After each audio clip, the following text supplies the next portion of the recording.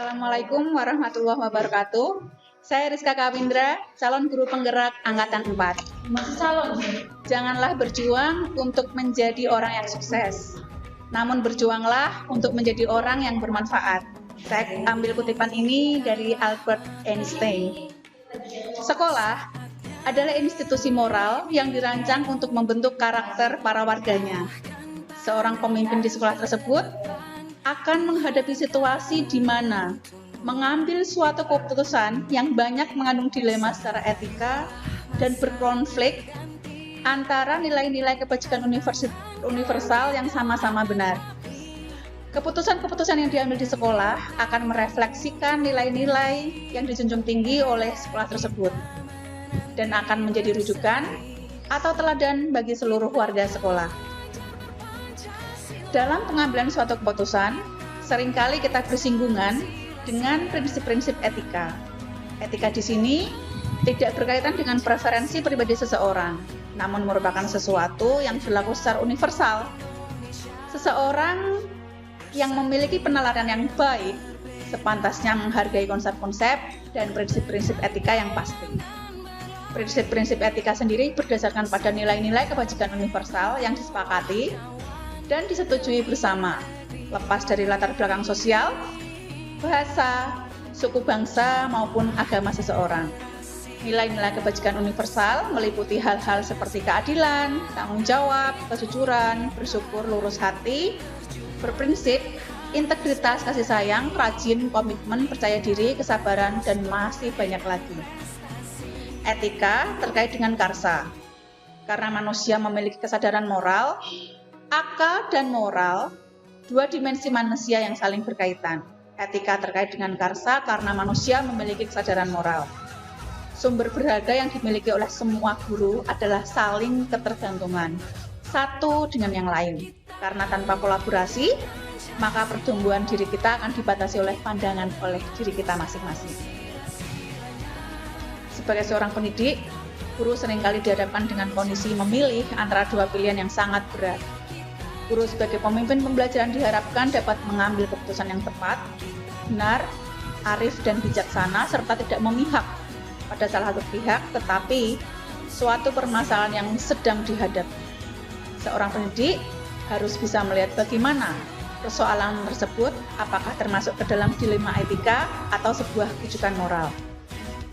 Pada modul 3.1 ini, saya mempelajari dilema etika dan rujukan moral yang nantinya diharapkan dapat digunakan dalam kehidupan sehari-hari dalam mengambil sebuah keputusan sebagai seorang pemimpin pembelajaran. Kali ini, saya akan melakukan demonstrasi kontekstual melalui jurnal monolog. Berikut tayangannya.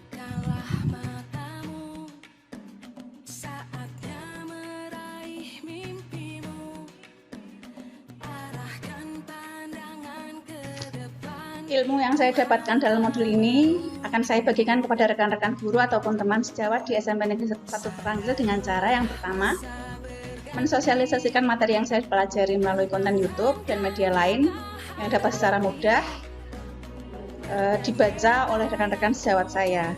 Yang kedua, memanfaatkan waktu-waktu luang untuk berdiskusi dalam suatu kelompok yang sudah kami buat, yaitu komunitas guru penggerak SMP Negeri 1 Terangkil. Komunitas praktisi ini kami buat dengan tujuan untuk mengembangkan kompetensi guru. Pertemuan saya rencanakan sebulan sekali secara daring maupun luring. Ketika terjadi dilema, saya akan mencoba menerapkan 9 langkah pengambilan keputusan yang sudah saya pelajari baik secara individu maupun secara sebagai pemimpin pembelajaran di kelas maupun di lingkungan sekolah saya.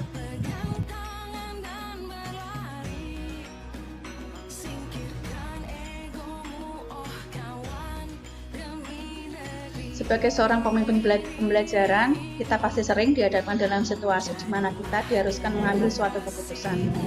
Namun, seberapa sering keputusan tersebut melibatkan kepentingan dan masing-masing pihak yang sama-sama benar, tapi saling bertentangan satu dengan yang lain dalam pengambilan keputusan sebagai pemimpin pembelajaran, saya akan melakukan beberapa langkah awal, yaitu yang pertama, mengenali paradigma etika yang terjadi.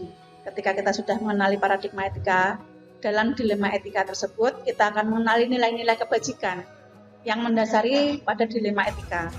Apakah itu berupa nilai cinta dan kasih sayang, kebenaran, keadilan, kebebasan, persatuan, toleransi, tanggung jawab, ataupun penghargaan akan hidup.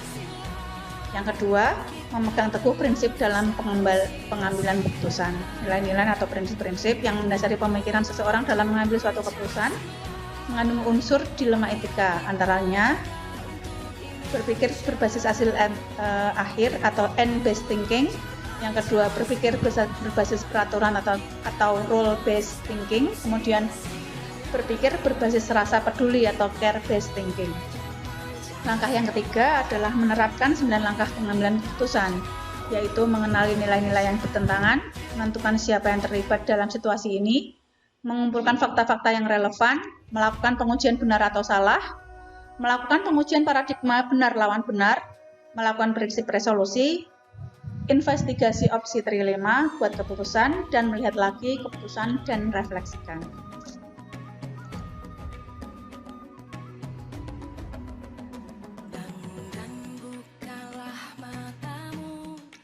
Saya akan menerapkan langkah-langkah pengambilan keputusan tersebut segera setelah saya melakukan demonstrasi kontekstual ini. Saya akan memulai dari dilema yang terjadi pada diri saya, kelas saya, hingga ke lingkungan sekolah dengan menerapkan langkah-langkah pengambilan keputusan yang sudah saya pelajari. Saya juga akan membuat catatan atau jurnal pribadi ketika mengalami dilema etika. Berikut keputusan yang saya ambil setelah menganalisis dilema tersebut melalui 9 langkah pengambilan keputusan.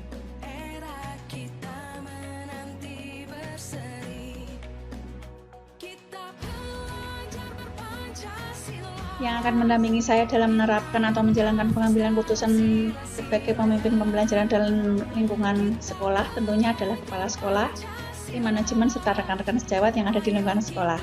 Dalam hal mengukur efektivitas pengambilan keputusan, tentunya saya dapat melihat dari refleksi saya setelah melakukan pengambilan keputusan, sehingga saya merasa bahwa keputusan yang saya ambil tidak ada pihak yang dirugikan atau tidak berpihak sebelah. Karena pengambilan keputusan yang tepat adalah mencari solusi terbaik bagaimana mendapatkan keputusan yang benar dan benar. Demikian paparan jurnal monolog demonstrasi kontekstual saya untuk modul 3.1 pengambilan keputusan sebagai pemimpin pembelajaran. Semoga dengan sharing dan sosialisasi ini kita semua dapat menerapkan 9 langkah, 4 paradigma, dan 3 prinsip pengambilan keputusan yang dapat diterapkan sebagai bahan pertimbangan dalam pengujian dan pengambilan keputusan sehingga dapat mengambil keputusan yang terbaik, bijak, dan mengandung nilai kebaikan bersama. Amin ya rabbal alamin. Wassalamualaikum warahmatullahi wabarakatuh.